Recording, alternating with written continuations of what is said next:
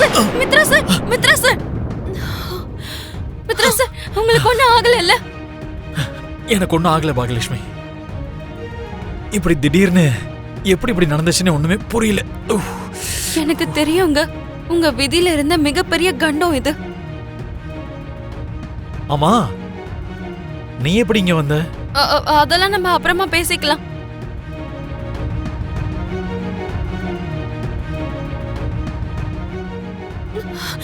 மித்ரா, உனக்கு எதுவும் ஆகல இல்ல? அடி எதுவும் படல இல்ல? எனக்கு ஒண்ணும் ஆகல மனிஷா. கரெக்ட் டைமுக்கு பாகியலட்சுமி வந்து என்னை காப்பாத்திட்டா. இல்லனா என் உயிரே போயிருக்கும். Thank you Bhagyalakshmi. Mitra,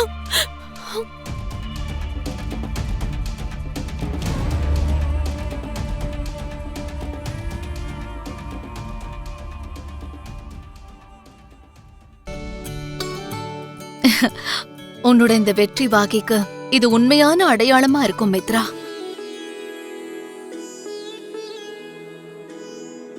really I am very very proud of you Mithra. நீ ஒவ்வொரு படியா ஏறி போய்கிட்டே இருக்கிறத பார்த்து உண்மையா சொல்றேன், ஒரு அம்மாவா எனக்கு ரொம்ப சந்தோஷமா இருக்கு மித்ரா.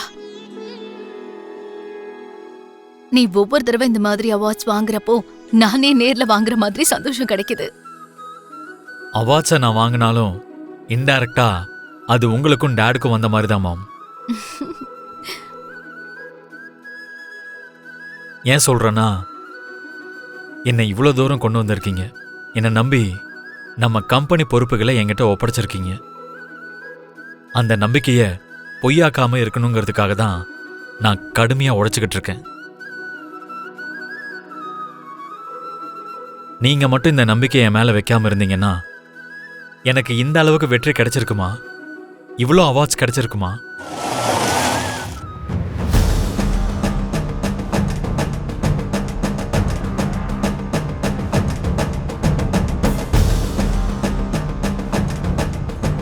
எதுவா இருந்தாலும் உன்னோட கடுமையான உழைப்புக்கு சரியான பலன் கிடைச்சிருக்குடா.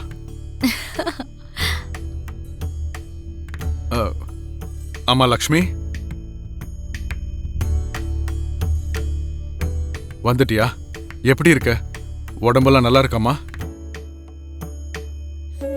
ஐயோ, மறுபடியும் டங் ஸ்லிப் ஆயிடுச்சு. மாமா, உங்களை தான் கேட்டுட்டு இருக்கேன். நீங்க சொல்றத பார்த்தா அவளும் அங்கிருந்து வந்த மாதிரி தான் இருக்கு. ஐயோ, அப்படிலாம் ஒண்ணும் இல்ல தேவியானி.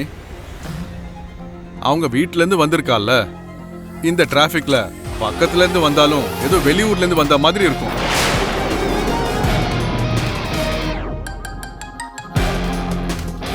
அதனாலதான் அவளையும் போய் ஃப்ரெஷ் அப் ஆக சொன்னேன்.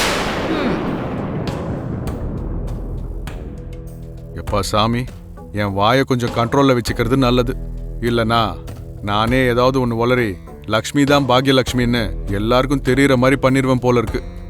மித்ரா, நீ உன் கூட சேர்ந்து பாக்யலட்சுமியும் கூட்டிட்டு வந்திருக்கணும்.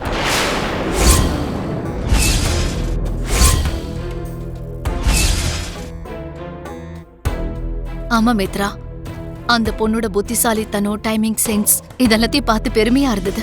அத்தனை பேர் முன்னாடி உன்னோட மனைவின்னு சொன்னது, உனக்கு அவார்டு மிஸ் ஆகாம காப்பாத்தினது, இதெல்லாம் சாதாரண விஷயம் இல்லைல்ல?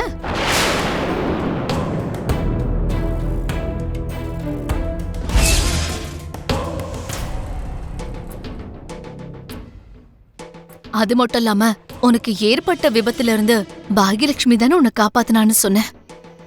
அதனாலதான் என் மனசுல அவ மேல ஒரு நன்றி உணர்வு ஏற்பட்டிருக்கு.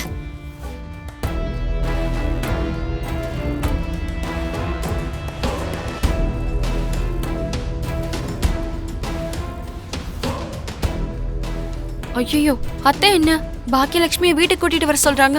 நான் எல்லார் கண்ணிலையும் பட்டா யாருக்காவது ஏதாவது சந்தேகம் வந்துருச்சுன்னா நான் என்ன பண்றது? நீ நேரா ஏர்போர்ட்ல இருந்து அவளை வீட்டுக்கு கூட்டிட்டு வந்திருக்கணும் மித்ரா.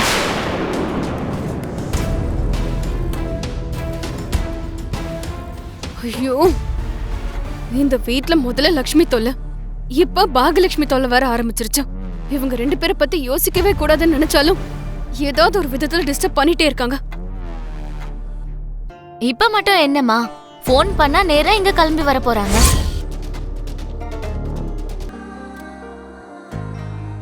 அம்மா லக்ஷ்மி, மாமா, ரொம்ப தேங்க்ஸ்மா.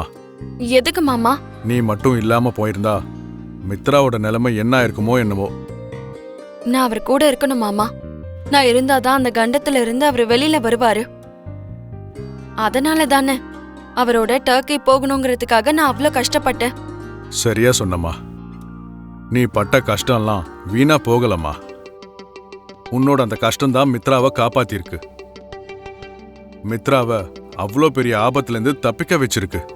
ஆமா மாமா. இன்னொரு விஷயம் சொல்ல மறந்துட்டேன் லக்ஷ்மி. அவார்ட் கொடுக்கற டைம்ல நீ உண்மையிலேயே அசத்திட்ட தெரியுமா? சரியா அந்த நேரத்துல நீ ரொம்ப டைம் சென்ஸோட யோசிச்சு பேசின. ரொம்ப ஸ்மார்ட்டா வேற நடந்துகிட்ட. இல்லாம போயிருந்தா மித்ராக்கு கிடைக்க வேண்டிய அவார்ட் கூட கிடைக்காம போக சான்ஸ் இருந்தது. அந்த நேரத்துல எனக்கு அதை விட பெருசா வேற எதை பத்தியும் யோசிக்க தோணல மாமா. இல்ல லக்ஷ்மி, நீ எடுத்தது ரொம்ப நல்ல முடிவு. அந்த நேரத்துல அவ்வளோ தைரியமா பேசுறது சாதாரண விஷயம் இல்லம்மா. உண்மையிலேயே உன்னை பாராட்டியே ஆகணும். தேங்க்ஸ் மாமா. அப்புறம் இன்னொரு விஷயம், அந்த பிரவீன் மிட்டலுக்கு நீ போட்ட போடு அப்படியே அவன் மைண்ட் பிளாக் ஆன மாதிரி ஆயிடுச்சு.